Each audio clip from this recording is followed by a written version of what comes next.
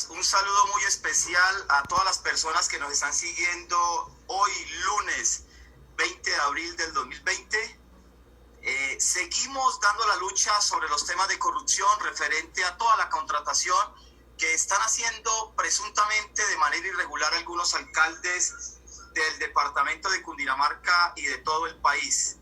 Seguimos recibiendo muchos contratos presuntos irregulares, seguimos recibiendo a través de la página muchas denuncias sobre la participación de contratistas que no son idóneos, empresas de ingeniería que están contratando mercados, empresas de construcción que están vendiendo guantes, tapabocas, en fin. Muchísimas gracias de nuevo a todas las personas que nos siguen. Ya arrancamos en vivo, son las 12 en punto, y el día de hoy tenemos una persona, un invitado de talla alta, que es el doctor Julio César Cárdenas Uribe, es vicecontralor general de la República encargado y es contralor delegado del sector social, abogado especializado y con maestría en Derecho. Seguimos y continuamos con los temas de corrupción.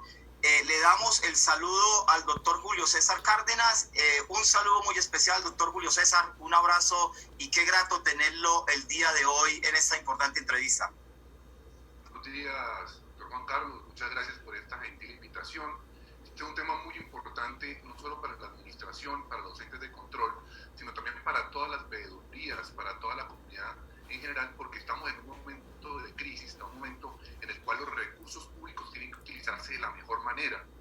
Y no hay mejor manera de utilizarlos que haciéndolo con transparencia, con eficiencia y además con algo muy importante, que las personas que están interesadas en el manejo del recurso público, como son los veedores, estén pendientes de que eso se haga de la mejor manera. Un saludo a toda la audiencia y a todas las personas que se encuentran en este momento. Efectivamente, doctor Julio César, en charlas con el veedor el día de hoy vamos a tocar estos temas de procedimientos de los casos de contratación, si están ajustados a la ley, si las urgencias manifiestas son viables, si se pueden utilizar esos recursos para casos diferentes que no tenga que ver nada con el COVID. Los veedores ciudadanos y los medios de comunicación del departamento de Cundinamarca y de todo el país nos están haciendo llegar estas denuncias y estas preocupaciones por cuanto hemos detectado, como lo hizo el alcalde de Tocaima, que utilizó la urgencia manifiesta, utilizó esta forma para comprar llantas y para hacerle mantenimiento a sus vehículos. Entonces, mi doctor Julio César, la pregunta concreta es, ¿cuáles son los procedimientos que se debe tener en cuenta para declarar una urgencia manifiesta? Bueno, esto es el punto 1 en el cual nos debe iniciar antes de, o al observar una situación en la que nos encontramos, en un momento, por ejemplo, en este caso de crisis. La urgencia manifiesta es una circunstancia que es declarada por un acto administrativo motivado, que se realiza para yo poder contratar de forma directa. ¿Por qué? Porque necesito contratar bienes, obras o servicios en una inmediatez que lo requiere el interés colectivo, la comunidad. O sea, nos presentamos en una situación en la cual tenemos que actuar por una situación apremiante, por una situación excepcional, de ahí nosotros tenemos que tomar una decisión. Tenemos que actuar ya para proteger el interés colectivo. ¿Ahí qué ocurre? Entonces, cuando revisamos cuáles son las posibilidades o el marco que tienen las entidades públicas, las entidades territoriales, les da algunas características para poder iniciar este proceso. Es que nos encontremos en un momento, estemos en crisis, una fuerza mayor, una calamidad, un estado de excepción.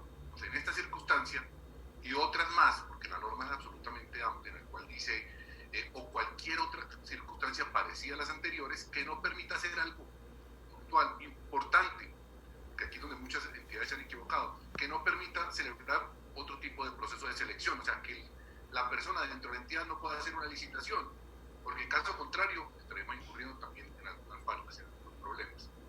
Son dos cosas importantes que uno tiene que sopesar al momento en que inicia una urgencia manifiesta. Estamos en un momento de necesidad, estamos en un momento en el cual toca actuar. Entonces hay que sopesar dos principios. Uno, la eficiencia. ¿Esto qué significa? Que yo tengo que actuar de forma inmediata, no da espera a otra solución. Entonces yo entro de forma inmediata a solucionar un problema. ¿Qué problema? Solucionar la crisis. Yo debo ser eficiente, debo actuar rápido, pero con un fin específico, solucionar una crisis. Y en este caso puntual, específico, nos encontramos ahora, mitigar, contener, prevenir el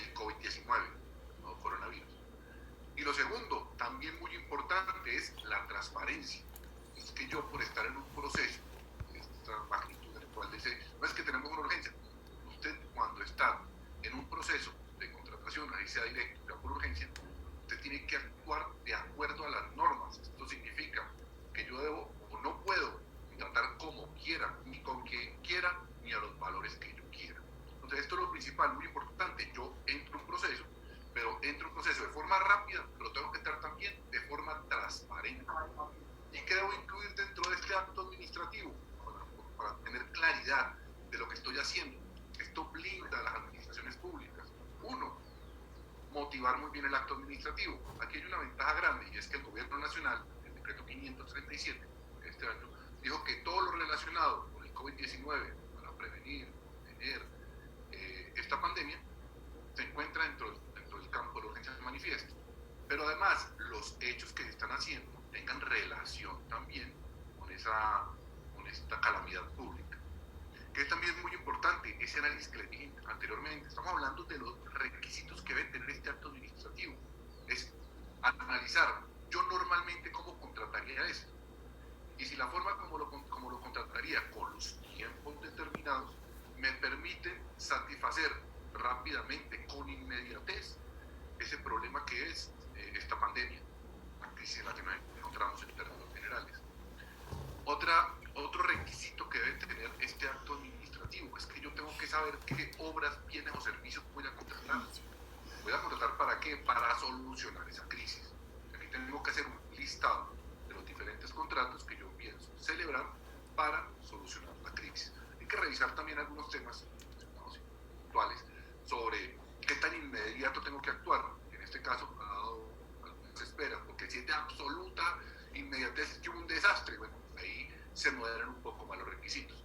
Y por último, que no es expresamente legal, normativo, sino desde el punto de vista de un blindaje y una protección, y es revisar cómo están los acuerdos marcos de precios, esta oficina que está en Colombia, Compreficiente, que nos permite tener una gran oferta, una demanda agregada en la cual podemos entrar y contratar sin ninguna complicación, porque ya el gobierno nacional hizo unos análisis y unos estudios. Entonces, con estos elementos que les estoy entregando, cual debemos proteger la eficiencia, debemos trabajar con transparencia, y cumpliendo con estos parámetros que hemos observado, podemos tener un procedimiento claro para poder declarar urgencia manifiesta y además justificar. Esto quiere decir, doctor Julio César, que no se puede salir de los principios de la contratación.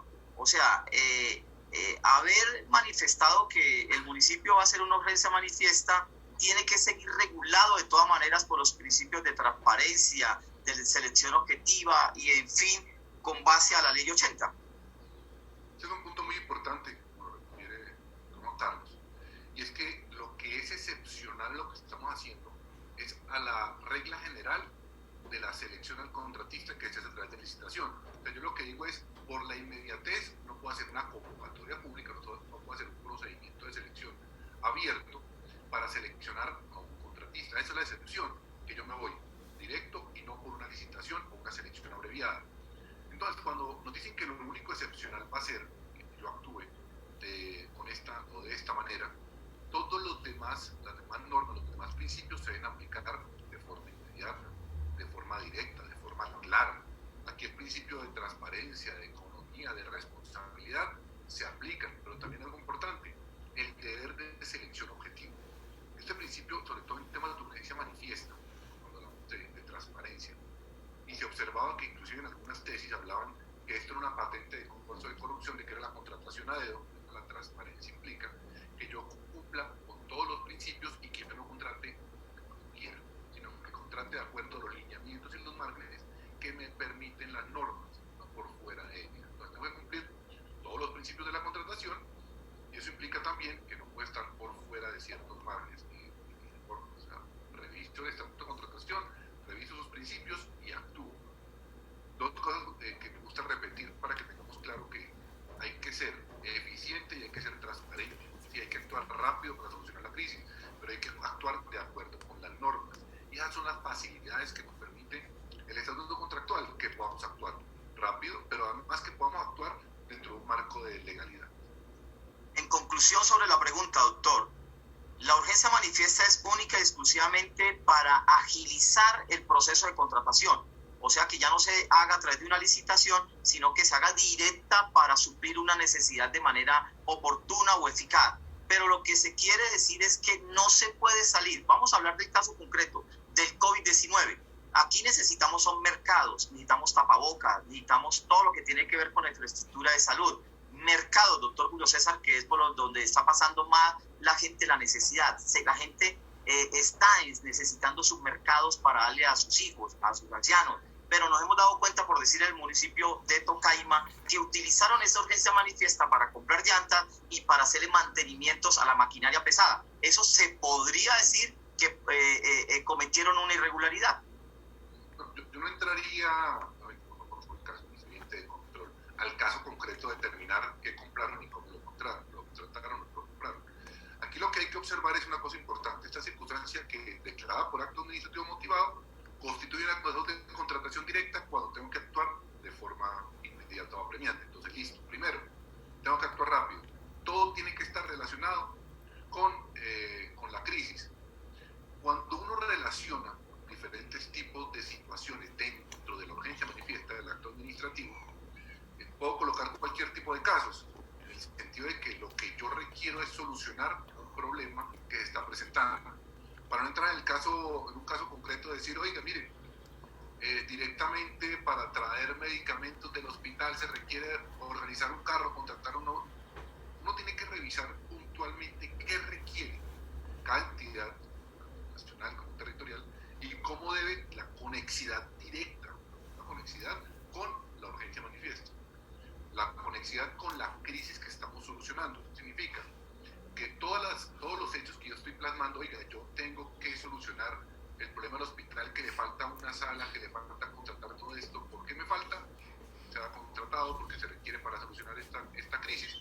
Yo lo determino dentro de mi acto administrativo y aquí lo tenemos claro, hay una relación directa y lo puedo contratar. Pero pueden haber circunstancias que permitan, por ejemplo, a futuro, yo voy a pensar a futuro, cómo puedo prevenir esta pandemia o esta crisis, y digo, oiga, la gente no puede salir de esta zona si no es a través de, por ejemplo, transporte masivo, cosas que se van a restringir. Yo digo, oiga, ¿por qué no hacemos unas obras que van a permitir que la gente no siga entrando a transporte masivo, sino que utilice otro medio de transporte? O diferentes circunstancias que les permitan a los afectados solucionarse. Entonces, hay temas en los cuales, por ejemplo, a futuro, se volvería creativo, que uno dice, oiga, ¿usted por qué está utilizando esto ya? La norma permite ser creativo para revisar cuestiones que a futuro permitan también prevenir, contener o mitigar la pandemia. Entonces, la pregunta, en términos generales, pues, actualmente no podría darle respuesta. Todo lo que se contrate debe tener relación directa con la crisis que se está presentando. Entonces, si dentro del momento no tendría que estar justificado, si en el momento en que determinó, por ejemplo, compró unas llantas, tendría que justificar esas llantas, cómo va a solucionar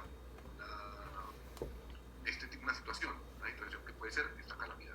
Entonces, dándole la respuesta en términos generales, conocer el término, o en los conceptos y los protocolos que se iniciaron, es todo contrato debe tener relación directa con lo que estamos buscando solucionar.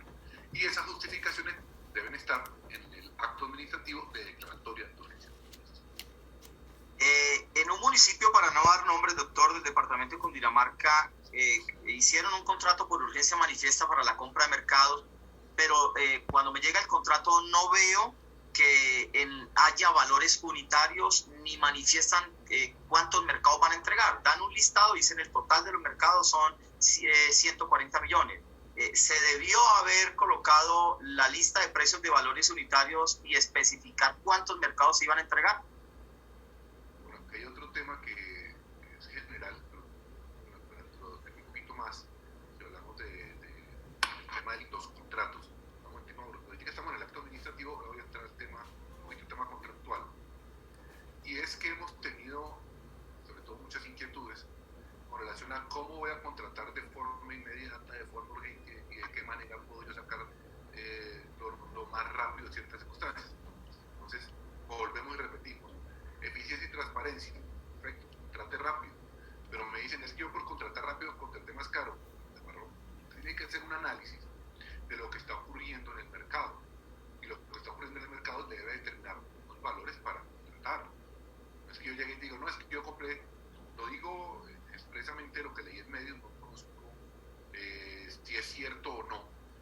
de la tasatura a 19.000 pesos. Entonces, cuando dicen la tasatura de 19.000 pesos, ¿por qué? ¿Dónde salen esos valores? Pero yo tengo que determinar el contrato que estoy montando es de forma transparente, para no generar este tipo de conflictos, de contratar por fuera del mercado, que me abran procesos disciplinarios y fiscales. Cuando yo contrato, yo voy a decir qué contratos, y lo que contrato, cumpliendo con los principios de la contratación estatal, determinaría que yo tengo que saber a qué precios y de qué forma. Hay algo que estoy contratando y que ese algo me lo tienen que entregar. ¿Qué me tienen que entregar? Un producto que no sea, que esté a precios de condiciones del mercado. 2, que tenga la calidad de vida. Y 3, que tenga la cantidad de vidas. Y dicen que me van a entregar 5 manzanas, que me entregan las 5 manzanas. Por eso es importante que las entidades blinden sus procesos a través de controles al interior de su administración, controles administrativos, supervisiones, interventorías, control interno. Control interno ahorita debería ser un protagonista, debería ser un actor muy importante y muy relevante. Debería decir, apoyar a la representante legal y además conceptuar de qué forma se puede sacar los adelante. Para resumir, yo tengo que saber qué compro y qué me entregan, para que se le pueda hacer control y efectivamente se cumple lo que estoy buscando con el acto administrativo, que es solucionar una circunstancia que está presentando, una calamidad, y que esto supla el interés colectivo. Yo como sé que realmente lo que se está entregando y lo que se está buscando con el acto administrativo, entonces, en términos generales, debo cumplir estos principios de la contratación y debo saber qué contraté y qué me entrega. Y eso tiene que tener sus controles. Sí, nos pasamos del acto administrativo a la contratación, pero se podría decir que son conexos este dos tipos de relaciones. ¿Quién le hace seguimiento? Leí el artículo 43 de la ley 80. ¿Quién le hace seguimiento a estos procesos o a estas declaratorias de urgencia manifiesta? Ahí, por una circunstancia excepcional, la ley 80 creó un control inmediato y además obligatorio a todos los actos administrativos por medio de los cuales se declaran las urgencias manifiestas y además los contratos derivados que con ellas se presentan. Entonces, la Contraloría Nacional o las territoriales están pendientes de que los entes a los que ellos vigilan, alcaldías, gobernaciones, diferentes entidades, al momento en que declaren, tienen la obligatoriedad de enviar de forma inmediata tanto la urgencia manifiesta, la declaratoria de urgencia manifiesta, como los contratos derivados y sus anexos y sus antecedentes, para que el ente de control de forma primaria e inmediata, la Contraloría General o Territorial, le haga un control a qué, puntualmente a si está bien o mal declarada esa urgencia. ¿Usted qué dice para declarar esa urgencia? Ese es el primer control. Pero aparte de eso, o sea, la Contraloría General ha sido muy proactiva en este tema. El doctor Carlos Felipe Córdoba ha buscado mucho que funcione la tecnología, ha buscado mucho que el control interno también. De esta forma, lo que está buscando es tener el mayor conocimiento de qué ocurre en el país. Entonces yo, como entidad territorial o como entidad nacional, le remito toda esa información a los 3 días a la Contraloría General y ellos determinan si se declaró mal o bien urgencia. Pero aparte de eso, hay todos los controles posibles. También está el control por parte de la Procuraduría, de las personerías, un control mucho más amplio que tienen los entes de control fiscal, que es que entran a hacer auditorías, a revisar denuncias, independiente de la urgencia manifiesta. Y uno también muy importante, el que realizan las veedurías, como la está haciendo usted, doctor Juan Carlos, que está pendiente de la protección del recurso público, que es un control también que se enmarca dentro del tema constitucional y tiene su propia normatividad. Efectivamente, doctor, quería pasar luego a la experiencia que usted tiene como vicecontralor general de la República, excontralor delegado del sector social y otras demás contralorías que estuvo, ahora candidato a la Contraloría de Bogotá. Es que nos hable un poquito sobre ese control. Anteriormente se hablaba del control posterior.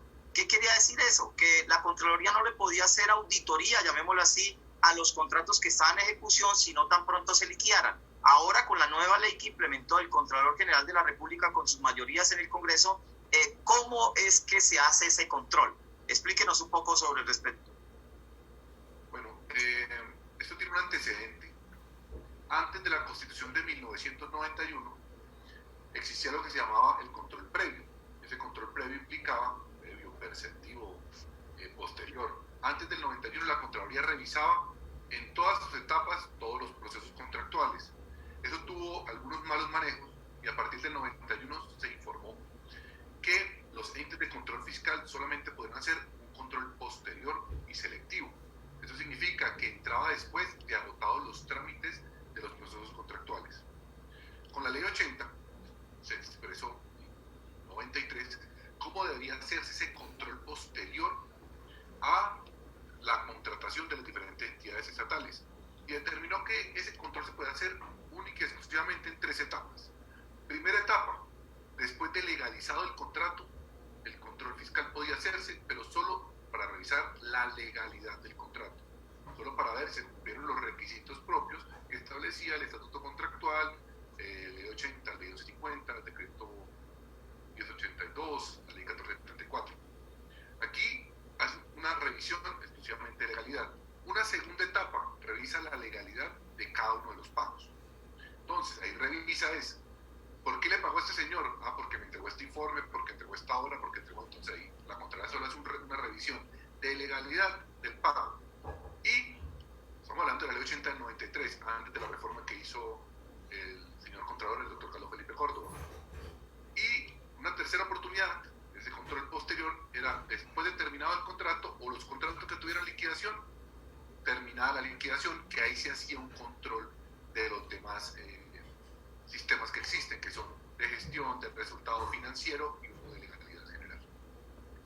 Esto tuvo, pues, obviamente muchas implicaciones, es que la corrupción también se desbordó, se empezó a aumentar. Todo el mundo decía, pero Contraloría, actúe. Y le decía, yo no puedo actuar porque no tengo la competencia. Estamos en un problema muy grave en el país y yo como Contralor tengo que esperar hasta que se lleven las cosas para yo poder actuar. Señores, que me van a robar la bicicleta, me la están robando. Espera que se la roben y cuando se la roben, yo llego allá y le pregunto qué pasó y si alcanzo a coger de la bicicleta lo cojo, pero lo más probable es que no lo haga. O sea, estábamos llegando, palabras del señor Contralor, a recoger las cenizas que dejaban los corruptos. Con la reforma del año pasado, un cambio magistral en el control fiscal. Estamos en otro tema, estamos en un nuevo escenario en el cual ya la Contraloría tiene las herramientas para prevenir la corrupción, pero además para ser mucho más eficiente. ¿Cuáles son estas herramientas? Un control preventivo y concomitante. Antes, como decíamos, no podíamos actuar en los procesos contractuales. Ahora el Contralor, cuando lo considere el Contralor General de la República, una posibilidad que tiene es el Contralor General de la República, de acuerdo con la Constitución y los decretos, en el cual él, de sus facultades, saca un acto administrativo y determina que va a revisar los contratos desde el momento de la planeación, desde la ejecución y hasta la finalización. O inclusive puede decir, hacer un control concomitante y le voy a hacer seguimiento permanente a este proceso contractual. Es un cambio supremamente importante y ahora el Contralor sí puede decir, antes que se celebre el contrato, oiga, me parece que se está generando un riesgo que va a generar un daño. Hay un riesgo real que va a generarnos un daño y eso es lo que tenemos que proteger el recurso. Pues con este gran cambio se fortalece el control fiscal, pero se fortalece también la protección a los recursos públicos, que es lo que queremos hacer.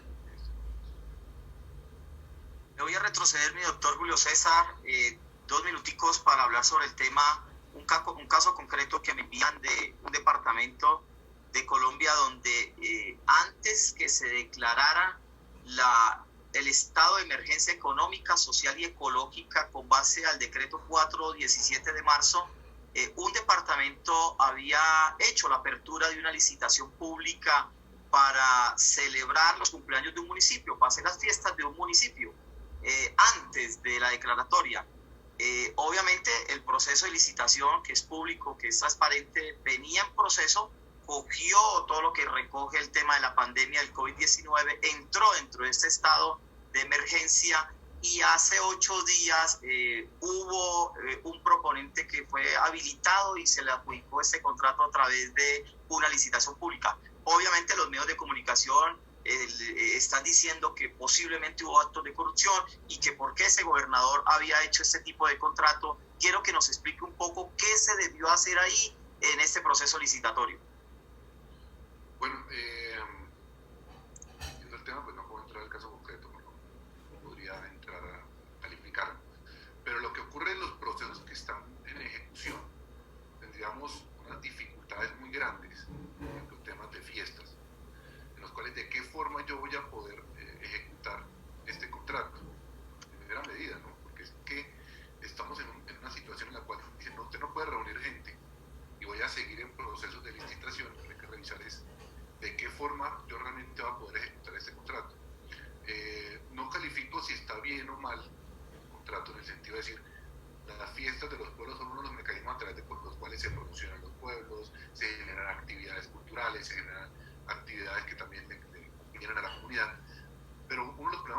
tendríamos es de qué forma podríamos ejecutar ese contrato.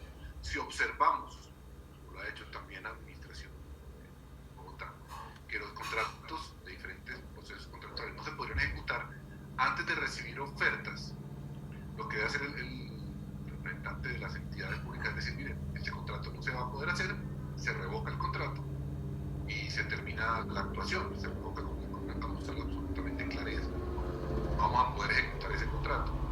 Cuando ya hay problemas en los cuales se dice ya se adjudicó o hay un proponente, el proponente habría que hablar con el proponente y decirle, mire, estamos en una circunstancia en la cual no se va a poder ejecutar el contrato y de mutuo acuerdo mirar de qué forma se soluciona ese problema para que se revoque el acto administrativo de apertura.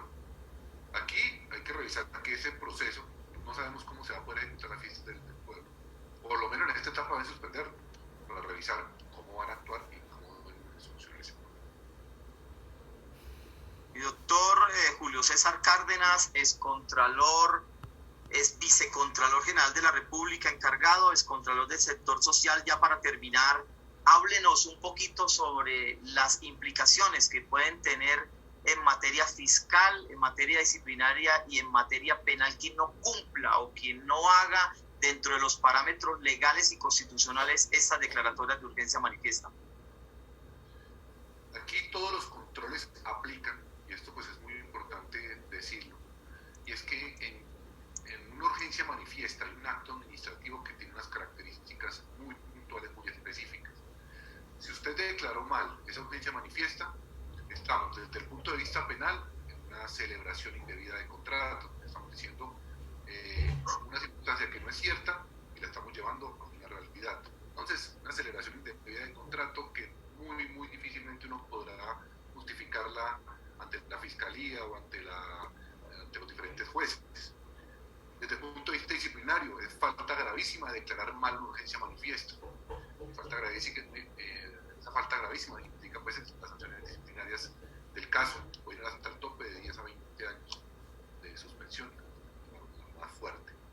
Y tercero, desde el punto de vista fiscal, hay que observar que si se pierden recursos públicos, porque la Contraloría lo que revisa es que no se pierda recurso público, hay que revisar tres consideraciones importantes, que es por donde la Contraloría principalmente va a revisar que no se pierdan recursos. Uno, que no existan sobrecostos. Dos, que la calidad sea la que se solicitó. Y tres, la cantidad de vida. Para hacer un blindaje real de los diferentes procesos que se presentan, simplemente les daría una recomendación a los que están en estos procesos, los que están iniciando todos estos procesos. Uno, conexidad entre lo que está ocurriendo, los hechos que queremos conjurar, con los contratos celebrados. Dos, que no existan sobrecostos, contraten a condiciones de mercado, oferta y demanda en un tiempo y un momento determinado. Y tres, que el contratista tenga la capacidad, la idoneidad y la experiencia para poder ejecutar este contrato. Bueno, doctor Julio César, muchísimas gracias por acompañarnos en esta charla tan importante. Tenemos muchos seguidores, hacen preguntas, pero ya sabemos de sus preocupaciones que tiene a nivel laboral y a nivel académico. Doctor, le agradezco mucho. Yo continúo con esta transmisión aquí en vivo. Mil bendiciones, mi doctor. Muchas gracias a usted, muchas gracias a la audiencia y estoy pendiente para lo que se requiera en las próximas oportunidades.